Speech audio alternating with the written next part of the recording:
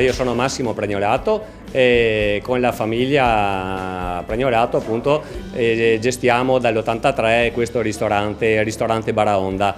Io sono nata qua in Campania, sono figlia di coltivatori diretti e purtroppo sono incappata in una brutta situazione, sono rimasta incinta a 16 anni.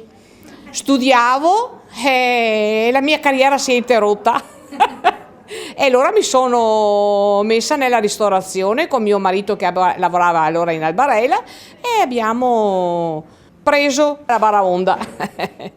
Io cucino per passione, perché mi piace mangiare e mi piace fare il mio lavoro. Ho deciso di rimanere a lavorare qua nel ristorante con la mia famiglia, con i miei genitori, perché essendo nel territorio dove siamo nati ed essendo un territorio che ha bisogno di essere conosciuto, ho cercato di dare prima di tutto un seguito al lavoro fatto dai miei genitori e poi far conoscere insomma il territorio anche alle persone che vengono da fuori, che sentono parlare del Delta del Po, dei fenicotteri, di altri prodotti, però non si rendono ancora ben conto della potenzialità e della bellezza di questa zona. Ho scelto di stare qua insieme alla mia famiglia e a continuare questo tipo di lavoro, anche se ho studiato e avrei potuto fare altre cose, però insomma quando fai una cosa che ti piace con passione sei a casa tua e tutto insomma ti torna più facile, più leggero.